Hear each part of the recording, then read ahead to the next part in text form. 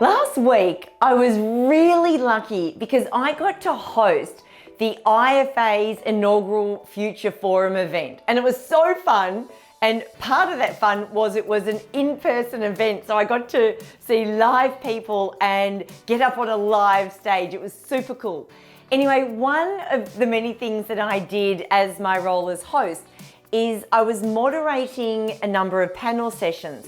One in particular where we had a representative from ASIC, a licensee and an advisor all together, and it was to discuss how we can find some middle ground between all three when it comes to the accessibility and affordability of advice. Anyway, there were some great ideas and some really robust conversation, but what I really loved was a comment made from the advisor.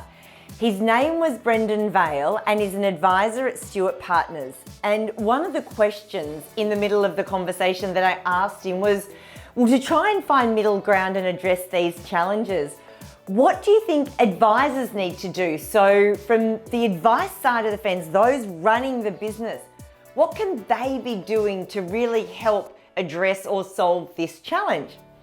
And his comment was, one of the things that has really troubled advisors over the years is the amount of complexity and confusion with compliance. So it's been really full on, head down, bum up, trying to deal with compliance. And he said, as a result, many have lost their entrepreneurial thinking, to really think like a business owner, to think about the clients, what the problems are, and find creative ways to solve them. And he said, you know, if we're moving forward and trying to address some of these challenges, big challenges, then getting that entrepreneurial thinking back into play, back into how you're going about doing things, being creative, looking outside and at other industries outside of financial services for inspiration around what you can be doing and how you can treat clients. He said that's one of the many ways that advisors could really be making a difference to their business and to their clients' lives.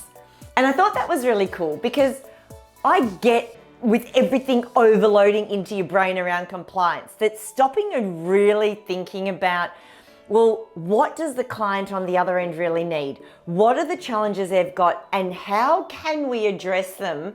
Looking at inspiration, like I said, from other areas, because other industries who haven't been burdened with this enormous amount of complexity around compliance, they're really doing this well. They're getting in and they're thinking about what do they need? How are consumers consuming? So how are your clients finding information to deal with their financial lives and impact their own personal lives? What are some of the things they're doing? So where do you need to maybe put that entrepreneurial hat back on? Where can you, knowing that we're about to head into 2022, where can you look at, what do you need to gear up for next year? What do you need to start thinking about from the client's perspective to really give them an experience where they just keep coming back for more? Addressing some of the challenges that they face in their everyday when it comes to making financial decisions. And how can you weave that into what you're doing and all of the other goodness that you're providing?